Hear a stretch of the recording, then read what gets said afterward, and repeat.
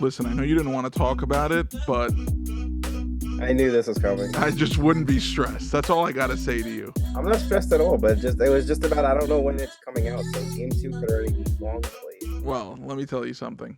That series is far from over. I know a lot of people are very happy, but I wouldn't be stressed if I were you. So we'll leave it at that. We're not even going to talk about anything specific about that. What's going on? Welcome to the Beyond the Score podcast. We are back in action, and we got a lot of stuff to catch up with. The first things first, the Thunder. I know you didn't want to talk about it, but I have to just put it out there one time. But you got to make sure that it's not, I didn't want to talk about it because they lost. I didn't want to talk about it because I don't know when we're actually being posted. So I don't want game 2 to have already been played. No, I just want to say one thing. The Thunder have felt what the Eastern Conference has felt, which is that one time where he just hits that crazy shot. The rest of the series, listen, 2012 was a crazy time. And so 4 in a row is more likely to happen on the Thunder side winning the next 4 games than this going to 7 games, in my opinion, still. So I'll leave it at that. According to Vegas, I think that's even more likely than Pacers winning another game based on the odds. I mean, I didn't look at Vegas's odds, so listen. Just listen to what I'm saying. Listen to this podcast because we're pretty good at this stuff too. But let's start rocking and rolling. I mean, we got some exciting Stanley Cup Finals to discuss. I'm shocked. I mean, obviously living in South Florida, we got a lot of Panthers fans down here. Everyone was expecting a win. I don't think anybody's expecting them to lose any games. And for obviously Draisaitl to hit that. What is that? What are you doing? I expected them to lose. You expected the Panthers to lose? Well, yeah. You don't remember we did a little gentleman's bet before? Well, here's the thing. You're also not a South Floridian, and that's a big part of my. All right, Mr. Transplant. I'm just saying over here, South Floridians don't think that the Panthers were going to lose, but the reality is the Edmonton Oilers are a very good team. They have home court advantage, which makes a big difference too. And so when you're on your ice on the first game of the Stanley Cup Finals and you got 20,000 fans screaming and chanting for you, and then that game goes into overtime, I really wouldn't want to be the visiting team. So when that game got into overtime, you started getting that feeling that this is probably going to head into that Edmonton way. And obviously Draisaitl hitting that amazing goal sealed it up for them. They're going to have obviously another game in Edmonton before they bring it back to South Florida for a couple more games. You hear an interesting note about that? What's that? The last series that went to 7 games, Draisaitl didn't score a single goal, and he scored 2 in the first game. Well, hockey's one of those games where it might take a couple of games to really get you going, and he's one of the best, right? I mean, he's the second best player on his team, and he's a top 3 player on the ice. And so, taking those things into consideration, even though you might be out for a couple of games in terms of scoring goals or getting assists, but when it matters the most, you're there, and that's the only thing that really matters. And Draisaitl answered the big questions that anyone had was, will he be able to step up in the biggest time for this team? We have a rematch of these finals, so this is obviously big for both teams. We haven't had a repeat winner in the 4 major sports back-to-back in 25 years. And you know who did that last? This team right here that I'm repping, the New York Yankees. Oh, yeah. So, the Florida Panthers are trying to do something that hasn't been done in a quarter century. And if they are able to make it happen, kudos to them. I know that down here it's going to be an absolute show, but obviously now things shoot in Edmonton's favor, especially taking game 1. We'll see how the rest of the series goes, but this was a close game. It obviously went into overtime. Panthers played pretty well overall, I'd say. I didn't get to watch the full game, but from what I saw was it was a great game overall. And this is going to be a competitive series, and 7 games is definitely higher probability of it going 7 games in the NHL than it will in the NBA. So we'll continue to monitor. I mean, this is one of those series where you have 2 countries going at it, right? This isn't just 2 teams in America. This is Canada versus U.S. essentially back-to-back years. So we haven't had that since 2020 when Tampa played Montreal. Yeah. And so there's obviously a lot of pride at stake here for both teams, and that's what makes sports so much better is when these players are playing with more purpose than other than just winning a championship, but they're also playing in some sort of stakes for their country as well. This is a battle between the North and the South. And we'll see who ends up coming out on top. Right now, Edmonton's up 1-0. And, listen, I know that you have them winning it, but I'm going to, stick to my Panthers. And I think they're not my Panthers. They're not my Panthers. I'm an Islanders fan. Let's correct that. But living in South Florida, it is fun to root for them. So, I mean, we'll see what happens. Of course. And I don't think that home team winning a game in overtime should change your confidence in that. But I don't know if you heard the stat where Gretzky lost to the Islanders in '83 and then beat them in '84. Crosby lost to the Red Wings in 2008, and then the next year beat the Red Wings in 2009. So it almost seems like a generational thing to be able to get your first cup like that as one of the all-time greats of the current generation, as each one was an all-time great of that generation, And obviously it being, 35 years in the making. That was the last time the Oilers won a cup, was in 1990. So, I mean, they're due. Yeah. Will it happen? We'll see. And we're definitely going to bring it to you guys. But we just want competitive hockey. And I think that's what we're seeing over here. And that's what's so beautiful about the sport of hockey versus, the other sports that we follow. The level of competition is just so much greater now in 2025 in hockey than it is in basketball and football and baseball. I'm not saying that, these players aren't competitive in these other sports, but the nature of the sport itself has just dictated so much. And I love to see it. I just hope that, obviously, with my Islanders having the first overall pick in the draft, that they're able to secure someone really good and help build for a future because, at the end of the day, I think what's happening in the U.S. is that hockey is climbing exponentially, and you see a lot of the other sports kind of dropping. Baseball is, steadily also increasing because of the Shohei effect. But basketball ratings are down. Not Football. Just because of Shohei. How are you going to disrespect the legend that plays for the team that you're wearing? Listen, we all know how great Aaron Judge is. But what Shohei brings is that national exposure that Aaron Judge just doesn't bring, unfortunately. The truth is that when you have most of a whole continent, especially, Asia being one of the highest populated continents in the world, right? Out of the 7, I'd say they're probably the highest populated continent. Now following a sport because of one player, that's pretty impressive. And so, it's crazy because it's not like he's the first Japanese player ever. He's the best. Of course. What he does is obviously very unique in the sense that he could pitch. And but he hasn't done. I really don't want to get into this whole Shohei conversation because I'll start as much as I've been giving him a lot of praise right now. I'll start bashing the guy for not pitching yet over this contract. That's the last thing I was gonna say on it. That we're talking about that, but in the years of his popularity rising, he's probably pitched half a season, if that. Well, and that's what I end up arguing a lot is that Shohei is great, but how much can you really level that greatness when he's not doing half the things that he was supposed to be doing, or at least attempted to be doing. So I don't want to get into this whole baseball debate between hockey and baseball and all these things. Aaron Judge is great. Aaron Judge, in my opinion, and I think a lot of people's opinion, I believe in your opinion, is the best baseball player on this planet. Especially considering that, the Yankees have a better record than the Dodgers. Shohei's just numbers are not nearly where Judge's are, and he's not even pitching. But it's that exposure that he brings to the game, which is the reason why the ratings are increasing. Judge is definitely not having a negative effect. I definitely say that there's, a few more eyeballs on the screens because of Aaron Judge, but would we be able to confidently say MLB would be increasing if Shohei wasn't in it? I'm not so sure about that. Hockey, though, on the other hand, they're rising, and I mean it's a sport that I think in the next 5 years could definitely surpass the NBA because a lot of NBA fans are not happy with what's been happening in the recent past. But I will say one thing that these NBA fans are crying about, which I do not agree with because I do love basketball for the sport that it is. People are saying this finals is not good for the sport. Indiana, Oklahoma City, who cares? If you love basketball, you love this finals matchup. And I love basketball, and I love this finals matchup because you have two teams that deserve to be where they're at right now, and they're playing at the top level of basketball, and that's what you got to love about basketball. But unfortunately, that's not the picture that the NBA wants to put out there.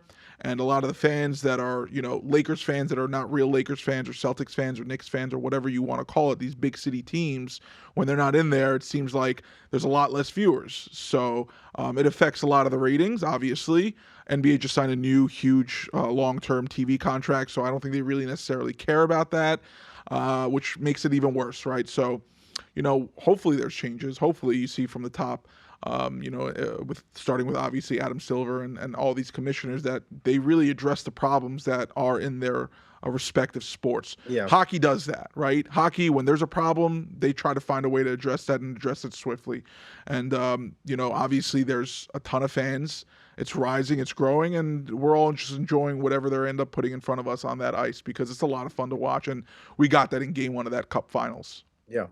And I would challenge what you were saying about, well, not challenge it. I would challenge to say that what you're saying about basketball is actually why the game is struggling. It's because it almost seems like there's an unrealistic expectation for people to be hitting ridiculous 35-foot shots all game long and not really, and just putting on a show versus really, when it gets down to the nitty-gritty in any sport, people lock down. Every game matters, so they play a little bit harder. And even though the Thunder are way better defensively than the Pacers aren't trying any less on defense. I mean, and then they convert their opportunities, and they got to this point because what they do. And Rick Carlisle is a great coach. So the point of all that, bringing it up like that, is because the game, they're marketing the game, like, basically agreeing with what you're saying. They're marketing the game for the flair, which is fine, but they're not they don't really have the loyalty and the camaraderie of hockey, because when you go to a hockey game, you feel like you're a part of the crowd. When you go to a basketball game, I haven't really felt that way since we went to OKC. I mean, I felt like we would have felt that way when we went to Cleveland if LeBron was playing. I feel like that was a really tough break for us. Well, luckily But that was right before that game, so good thing the Thunder were more recent than the Cavs game. what, by 2 days? Literally 2 days. But hey, listen, it all counts, right? Yeah, absolutely.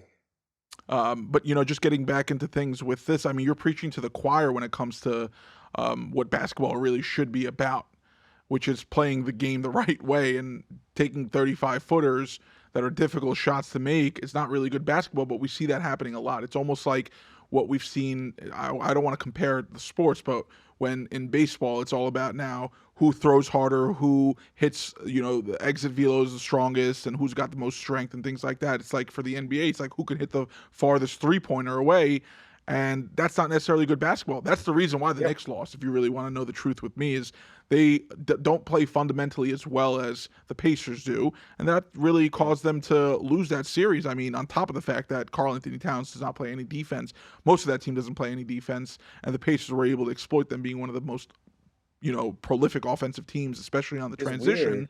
It's weird because OG and Mikhail are such good individual defenders that it takes a real, I don't know the word that goes, it takes a real something. I don't know what the word is, but to be able to negate their impact for as your own team, to be that bad defensively or be that incompetent. Hart's a pretty good defender, but even just Hart once plays with his having chest. He plays with his chest. His heart on his chest. That's what it is, right. really. So if you have a liability in the front court and the back court, it's enough to completely dismantle your defense. Clearly, it showed right there. Sure. I mean, I wouldn't even go that far to say that Bridges can play some solid defense, but he was atrocious in that series. OG played some good defense here and there, and I think, obviously when you have one guy that's your focal point of the defense in a series, it's going to be very difficult for him to play, obviously the best he can when nobody else is defending.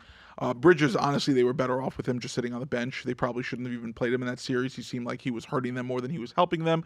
But then again, I don't want to dwell on that series. That series is over. The Pacers have advanced, and we're in the finals right now, and we have a great two teams that absolutely deserve it, right? Before that, Knicks, they beat the one-seeded Cavs, my Cavs. And so well-deserved. And, I'm usually a pretty bitter person when it comes to my team losing.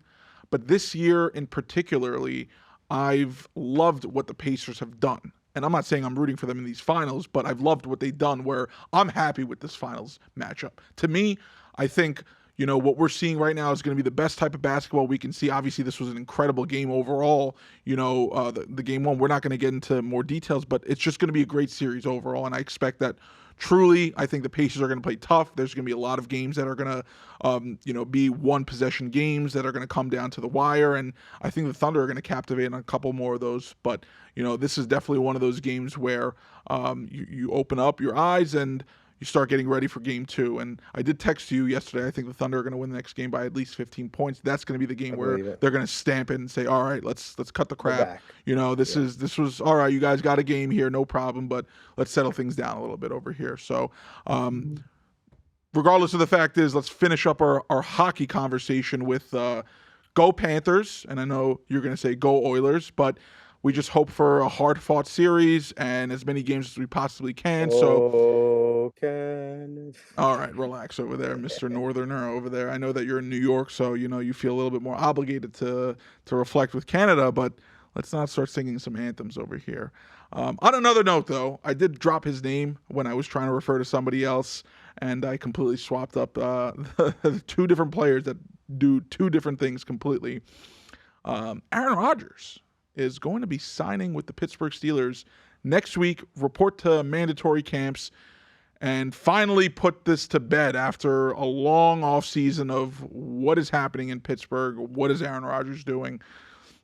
It seemed inevitable. I mean, I would think that after all that, it seemed like there was only one solution here, was to have this marriage end up happening or at least start dating for the next year.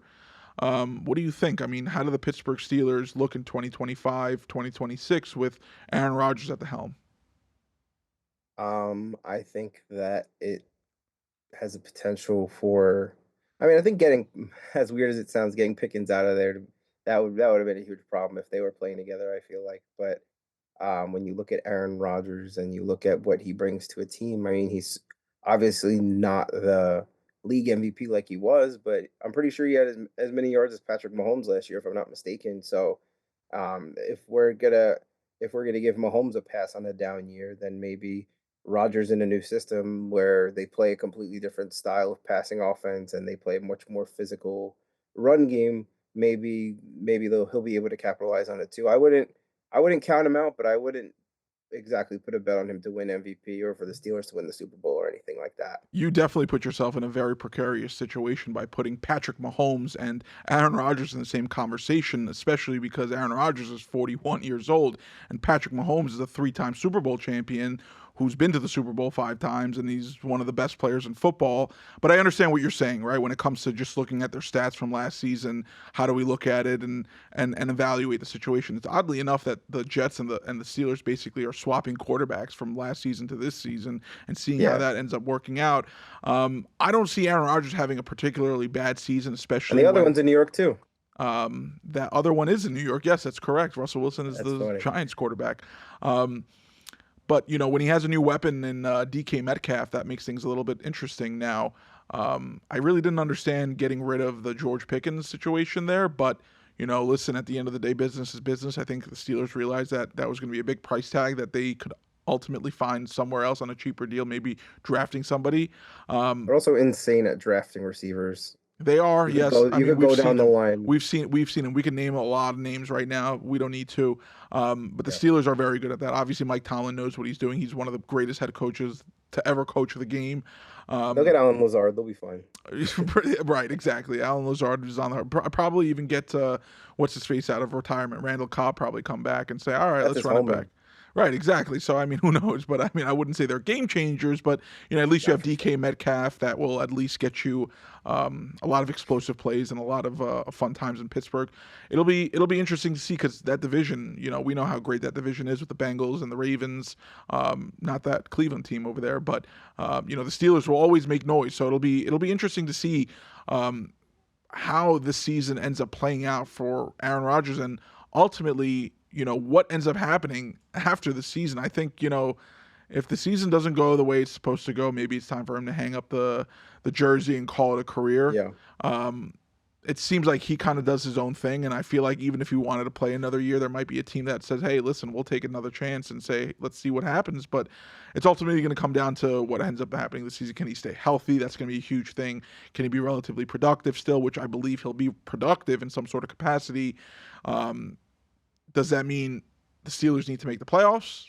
I'm certain in their organization they believe they have a playoff roster, especially because Mike Tomlin has not missed the playoffs in his career.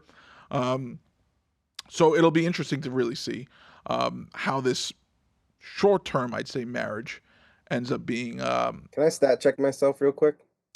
You can stat check yourself. Absolutely. I'm not going to hold you back So from stat checking Patrick yourself. Mahomes had 31 more yards, two less touchdowns, and the same number of interceptions. So just to put some validity, because some people might be like, "That's outrageous." There's no way their numbers were that close. They really were. Yeah, well, I mean, I wouldn't doubt it. I know a lot of football fans know that Patrick Mahomes didn't have the best year among his career numbers Yeah, so and he far. lost his top receiver too. Exactly. And I mean, we'll see how 2025, 2026 ends up being for Patty Mahomes and those Chiefs. I'm certain they're going to have a great season regardless of the fact. But um, this is obviously one of those situations that was followed heavily by, NFL reporters. What is happening here? The Steelers didn't have a quarterback for the longest time, right? I mean, they drafted Will Howard, which I think is very promising, and obviously having Aaron Rodgers in front of you to help Right. you learn will definitely help. But I don't know how Yeah. likely Aaron Rodgers is to really just give off all that wisdom. He hasn't really been that way with the Jets, so. It'll be interesting, and obviously we know how things happen in Green Bay, where how he felt when they drafted Jordan Love in the first round. That obviously soured their Yeah. relationship a little bit. So, developmentally, you would think obviously having Aaron Rodgers makes things great for a young quarterback, but it's the willingness to obviously teach too. So we'll Yeah. see Of what course. happens. I think Will Howard could definitely be a promising option for them in the future. We'll just see when that ends up happening. If Rodgers stays healthy, I'm certain Rodgers will be their quarterback all year. But if something happens, we'll see Will Howard in 2025. I mean, it seems like they got a good thing going there with drafting players that fit what they're trying to do. It's just about if they can execute or not. Oh man, I listen. The Steelers and the Giants, they have such a great relationship. So for us, we never want to wish them poorly. I kind of like the Steelers, but that division, I'm a huge Joe Burrow fan. So I'll be rooting for my Bengals and I say my Bengals because I like someone specifically on that team. So I refer to them as mine. But obviously, I'm a Giants fan till the day I die. We'll see about that. But True. I think the Bengals are going to be the team that wins that division. Um, Joe Burrow is electric, and he just Yeah. didn't have a competent defense around him last season to help him, get to the playoffs. And they went 9-8 when they were 4-8. They won the last 5 games, so we're not going to get into And that. I think they're well, I just gonna. want to say one thing about that. I think that they need to get this Hendrickson thing worked out because Oh, absolutely. I told you all last year I was low on them. I don't think they're gonna make the playoffs, but once this year comes around, bringing T back was great, and now I'm on the wagon. Like I really felt like this year could be something they could do something special. But Hendrickson's a big part of what they do. They need to give in a little bit for the sake of their whole defense because they drafted someone to go next to him, not to replace him. Exactly. I mean, we'll keep tracking when the Yeah. season starts how what ends up happening in Pittsburgh and obviously in Cincinnati, and see how that division is playing out. Because you know what we're going to end up doing, right? We're going to get closer to the season, and we're going to give everyone our picks to win that division, and obviously get into the playoff mix and things like that. For And sure. We anything always do else? that. Anything else you want to cover on the Pittsburgh Steelers and Aaron Rodgers situation? Is there anything that you wanted to Um, get off your chest and say finally? Maybe it's over. I think that this is going to be his last year, whether he's carted off, whether he plays 17 games, whether anything in between. I Super think that this Bowl. Steelers. I'm just saying, right? Hypothetically, if they win the Super Bowl, he's out, done, calling it a career. Yeah, absolutely. I think that's the best way to go out. I agree. That is the best way to go out. Well, we'll wish you the best of luck, Pittsburgh. See how the season ends up turning out for you guys in 2025. I don't know how Um, much football I'm going to be watching this year, to be honest. well, I, I get you. I get you. As a Giants fan, it was difficult in 2024 to watch any football, so I could feel your pain. But let's go on a positive note. Um, we love it when small market teams are doing well, especially in baseball. And the Detroit Absolutely. Tigers, best record in baseball. What are we thinking about that? Are they a real contender to the Yankees in the American League? I think they are because they if you go back to August, like the day the trade deadline passed, they have the best record in the league since then too. So it's not like this is entirely new thing that they're good. Javi Baez is back to 280 hitter, which is kind of crazy to see that. But it's just all the parts are. It's kind of like those old Astros where the stars are doing their thing, even though they're not as prolific as Correa was, as Altuve was, as much as it makes me want to puke saying these names. Bregman was. Um, they're not as prolific there, but you got guys like Torkelson, you got Glaber there who it seems like the beard brought out. I mean, this wasn't really a surprise that he was going to do good somewhere else, especially with big gaps and big outfield where he can land the ball a little bit more and get some more base hits. I'm happy for him. Felt like it was the right thing to move on from him, but I'm glad he found a home. But I think that he was an important piece for them, and having Tariq Skubal, one of the top two pitchers in the AL, and most likely not two, I think is really key. And I mean, you saw it in the playoffs. He had one bad game and they were eliminated. So he's going to need to be, if they want to make some noise in the playoffs, he's going to have to be Madison Bumgarner esque. Well, speaking of the Tigers pitching, as much as Skubal is the best in the American League and best in baseball, really, the rest of that pitching staff is pretty impressive. I mean, you look at that, you look at Jack Flaherty, what he's doing, 3.72 ERA. Casey Mize, 6-1, 2.91 ERA. Jackson Jobe, as a rookie, 4-1, 4.22 ERA. Reese Olson, who's injured currently, 4-3, 2.96 ERA. And then you look at that bullpen, right? And Will Vest is doing some absolutely amazing things this season, 1.80 ERA. And the rest of that bullpen is just incredible. Another Yankee, Tommy Kahnle, is having a great season there as well. So really, I mean, that pitching staff's holding them over. You look at that offense, right? And they're a good offense, but they don't have anyone that's truly standing out. Their best player on offense is Riley Green. He's having an incredible season, but his biggest downfall is leads the American League in strikeouts. So, how do you combat that? I think the Tigers, if they really want to make... It's a fun fact. I didn't know that. If they really want to make noise in these playoffs, which they'll make noise, they need to go out and get a bat. I think, maybe so, filling in something in the outfield could really be helpful. Dylan Dillinger is having a great season behind the plate for them as well. Spencer Torkelson, they're having good seasons, but enough? I wouldn't say so. When your highest OPS on your offense is 839, I would think you need someone who's going to play a little bit better than that offensively. Absolutely. Especially you got a couple of guys, 13 home runs, 14 home runs. Spencer Torkelson leads your team in home runs with 14. It's not bad, but you could definitely use another bat in that. What about a guy like Brendan Donovan over there? What do you think of him? I don't know. Is Brendan Donovan a game changer? I think 314. I mean, he's not really a power guy, but I don't necessarily think that lineup needs much more power as much as just a guy who's going to get on base. He doesn't not strike out, but he doesn't strike out at the rate of some of these other guys where like he has 32 strikeouts in 229 at bats. He's got 19 doubles, which leads the American League as well. It's pretty, I'm sorry, the National League as well, which is great. It's funny enough because when you said that name, I remember having him in fantasy last season and dropping him because he really wasn't doing anything. I'm looking at his last year's numbers. He must have improved after I dropped him because he ended up having a 759 OPS and a 278 batting average. He got hurt too last year. Well, he played 153 games. He got hurt the year before. He played 95 games in 2023. That was it. But he's better than I thought he was. So it could be an option for them. He's obviously a good defender. He's won a Gold Glove. He plays multiple positions, so it could be an option for them. And I think that's what the name of the game is right now in baseball. Where 10 years ago you played one position, that was it. Now it's like, what level of versatility do you bring to the team? How many different positions can you bring? And that's why someone like Rafael Devers for the Red Sox really hurts. When he plays one position, doesn't even play it that well, and when you do switch him, and then you have an injury and you want to put him back, it's like this whole thing that's happening. And so, being able to play multiple positions, and I think that's probably ultimately the reason why DJ LeMahieu is still on this Yankee roster, is because he can play multiple positions at a 100%. High level. Fun fact about DJ LeMahieu, actually, you want to hear this? He's been on the Yankees since 2019. The Yankees have made the playoffs every year except for 2023.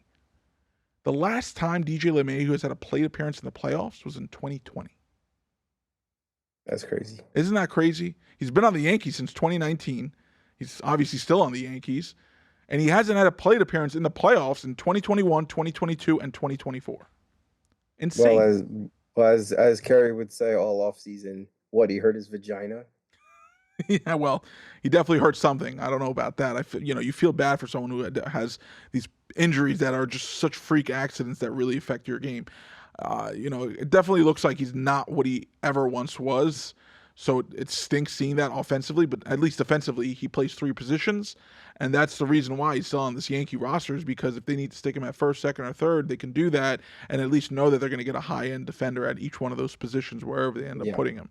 So, going back to the Tigers, though, getting someone who can play multiple different positions, that would be very helpful for them, and someone who can, hit well and, driving some runs, hit some doubles, which Brendan Donovan obviously does, will definitely help turn over that lineup a little bit. So, we'll see when this trade deadline approaches what ends up happening. I'm very excited to kind of see some of these moves that happen. I know that the Yankees are Can I looking drop a to. hot take? No, I'm just kidding. Yes.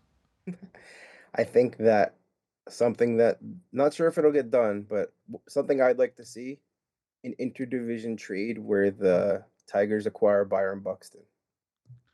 You see, Byron Buxton's one of those guys it's so tough to appreciate someone who's had so many health problems. But, this season he's healthy. This season he's playing well.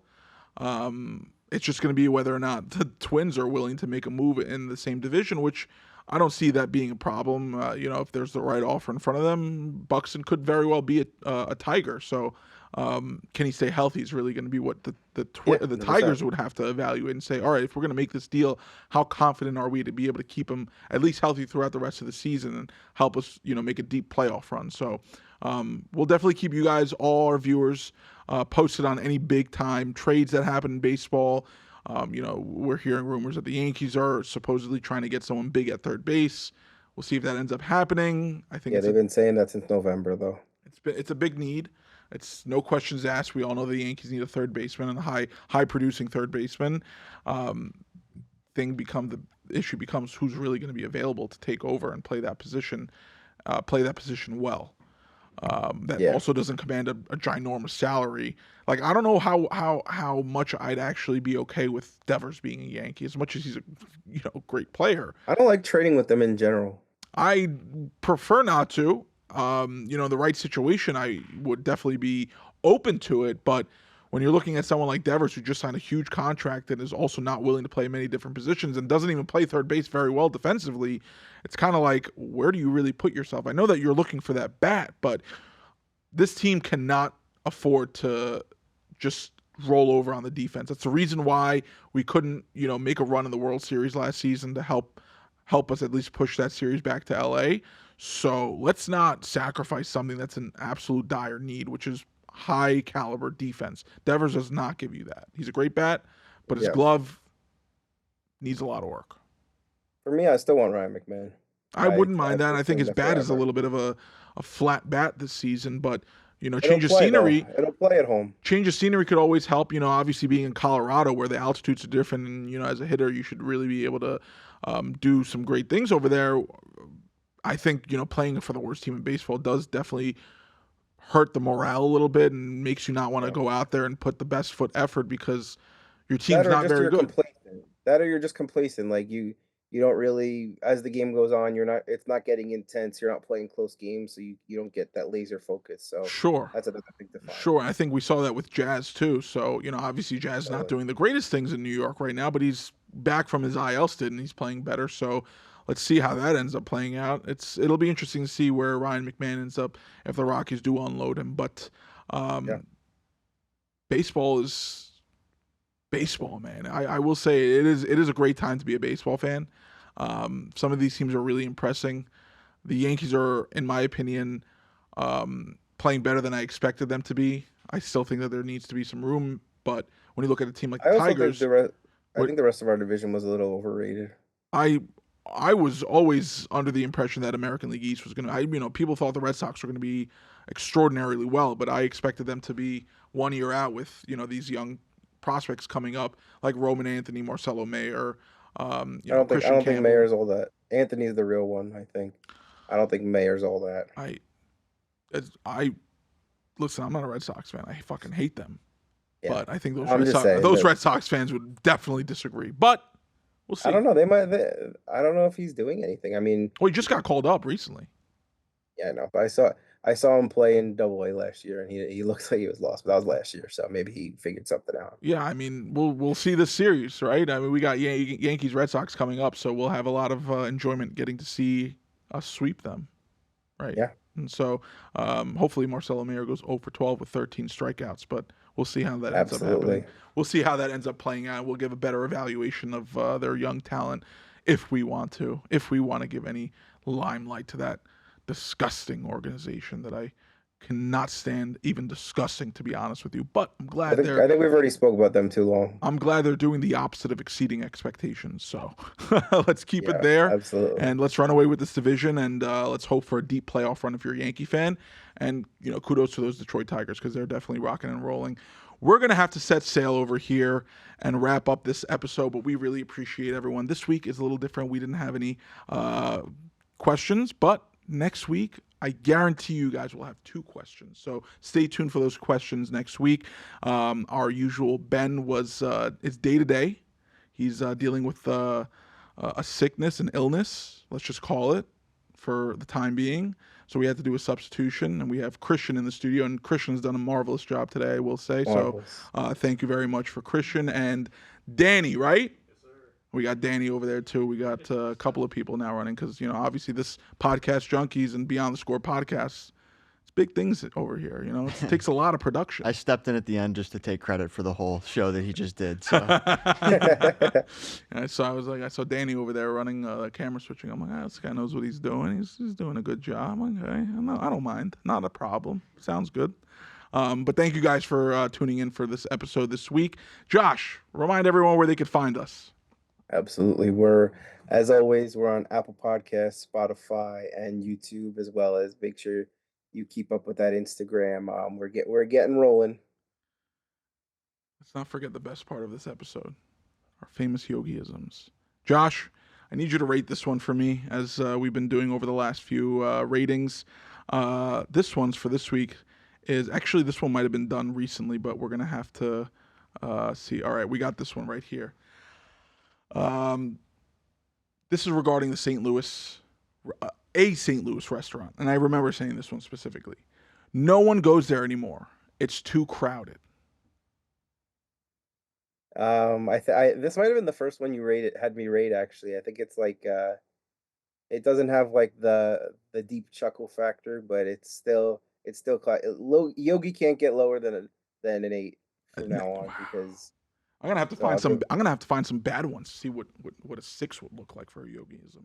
I'm gonna bring up some 6s and 5s. I think there are some few up there that I think 5s and 6s would just be something that like if you were in the room with him and he was talking and like it wouldn't be like an adorable old man. It would be just like, what the hell is this guy talking about?